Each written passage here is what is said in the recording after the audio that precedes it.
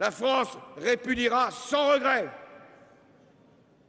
les miasmes de ce qu'on appelle la France-Afrique et qui déshonorent non pas les Africains, mais tous ceux qui s'accommodent de la corruption en Afrique. Nous avons évoqué la situation post-électorale. La France, effectivement, se félicite que l'opposition, depuis maintenant 10 ans, a participé pleinement au processus.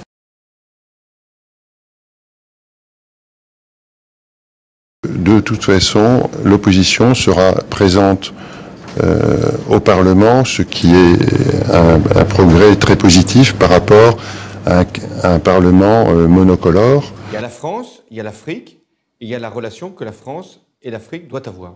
C'est-à-dire une relation faite de franchise, de clarté et de respect. La France-Afrique, c'est fini. Nous appelons effectivement à ce que au calme et à la sérénité, puisque nous sommes dans un pays, dans une région difficile.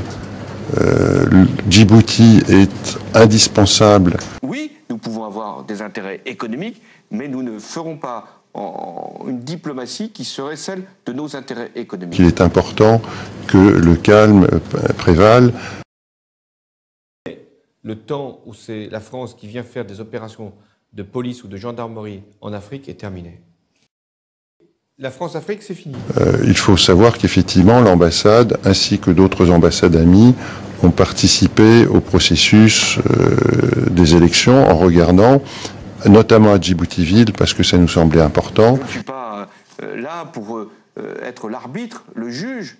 Ce n'est pas ce qu'on demande à la France, ce n'est pas ce que la France veut faire. Et que nous n'avons rien constaté d'anormal dans le déroulement des élections à Djibouti-Ville.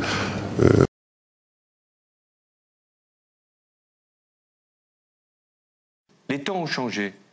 La France, elle est maintenant désireuse à la fois de respecter tous ses interlocuteurs, mais en même temps de leur dire la vérité. Et cette vérité n'est pas celle de la France, c'est celle des droits fondamentaux, des libertés essentielles et de la démocratie.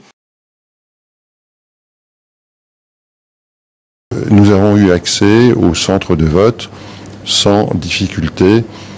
Là aussi, c'est une nouvelle politique qui est en train de se définir. Lorsque la France est là, il doit y avoir des progrès en matière de démocratie. Mais je reconnais aussi les opposants dès lors qu'ils s'inscrivent dans la démocratie, qu'ils veulent concourir sans violence à ce que ce soit les urnes qui parlent en Afrique comme partout ailleurs.